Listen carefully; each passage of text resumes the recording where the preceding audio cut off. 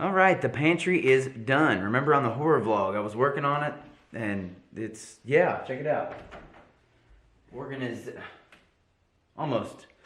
This was the big thing for me, was getting all the spices organized. Now they're reachable. I love organization, and it's nice just being able to get to all the spices. And I wish I could keep my office a little more like that, but it's so difficult just trying to use stuff daily. And I think what I've come up with in my mind is like, I really need a wedding kit, and then I need like a YouTube kit, so that I'm not interchanging equipment between the wedding stuff, having to get it unpacked, having to do all this stuff with it, use it for YouTube, and then try to like re-rig it so that it's ready for the weddings on the weekends. It really presents an issue, and as much as I hate buying gear, I think that's probably going to be one of the steps that I need to take in this coming year for 2020, is having those two separate kits, kind of. I don't know. It's weird. There's also another thing I just want to chat about, and that is the emotional toll that being an editor has on a person. And a lot of people have talked about, you know, YouTube being a lonely career, but any kind of profession where you're at a desk editing all day tends to have some sort of emotional impact that you may not pick up on at times. For me, it really makes me very stir crazy. And I've talked about this before, just getting outside helps a tremendous amount. But the more stir crazy you become, it really sort of trickles into like a depression or a loneliness. And I think that's what a lot of creators experience.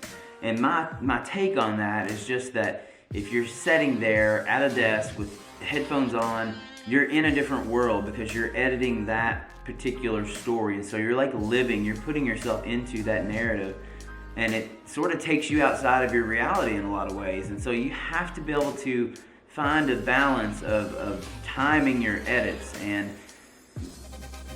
it's difficult to do.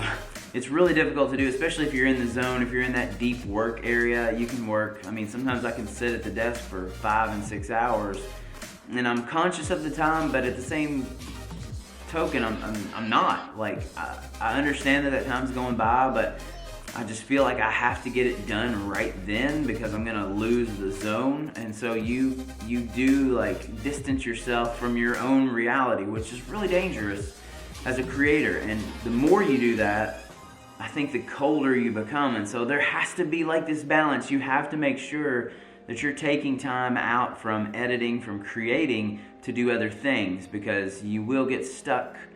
And I'm not even sure I know how to articulate it.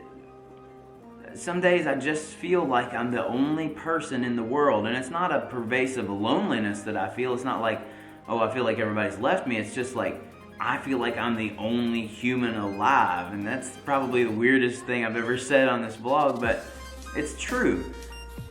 How do you overcome those things? You manage your time more efficiently, and I think as much as I get done, I'm starting to realize that I still don't necessarily manage my time maybe in the best way possible.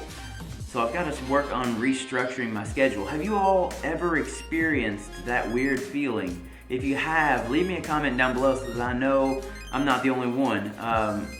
It's an odd sensation, and as much as I want to be an editor, I also want to be a creator, and those two things are very different. Editing is creating in a sense, but it is a much different mental pathway than creating something to edit.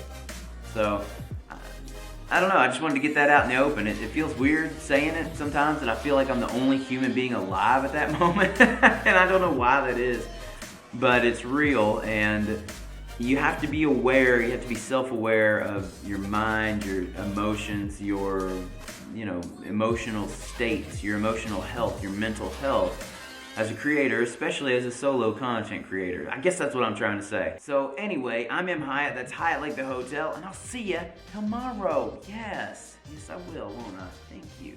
Don't forget to hit subscribe.